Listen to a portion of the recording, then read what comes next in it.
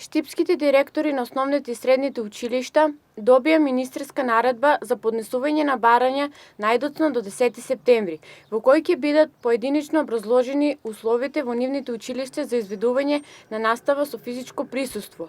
Дел од директорите во штипските стручни училишта денес истапе со конкретни решенија и предлози кои ќе бидат наведени во барањата.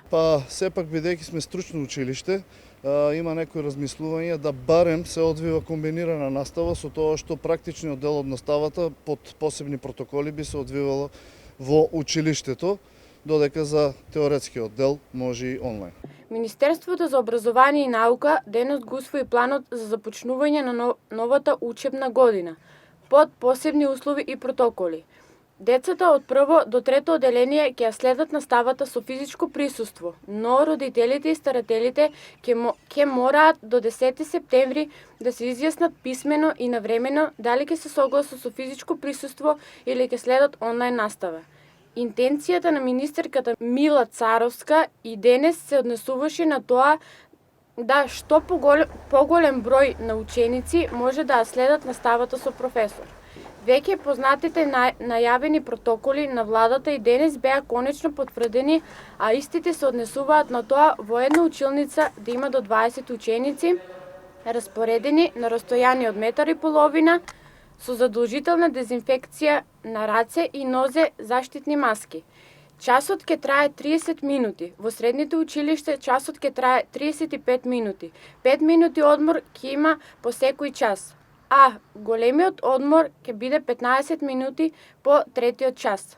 За квалитетно изведување на наставата со физичко присуство, освен Министерството за образование и наука, се ангажира и Штипската локална самоуправа со покапитални инвестиции. Целоста замена на кровната конструкција, некаде со површина над 4000 метри квадратни, а целата инвестиција чини некаде околу 17 милиони денари со средства кои што се обезбедени од Министерството за образование и наука. Сличен ваков проект веќе е во изведба во Основното општинско училиште Тоша Арцов, а кога сме околу инвестициите капитални во ова училиште, оно што можам да го најавам дека следна крупна капитална инвестиција ќе биде целосна реновирање на спортската сала, почнувајќи од кровот, подот, прозорци и така натаму, со средства кои што ќе бидат обезбедени дел од Министерството за образование и наука, дел од општина Штип, а еден дел и од сопствени приходи на училиштето.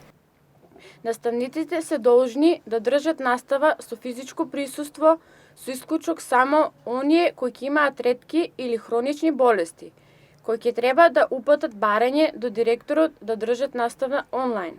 Овозможено инклузивно образование и физичко присуство и за учениците со попреченост на кои ќе им се обезбеди присуство со дефектолог, педагог, но родителите ќе треба да дадат согласност дали ќе одат во училиште или ќе учат онлайн.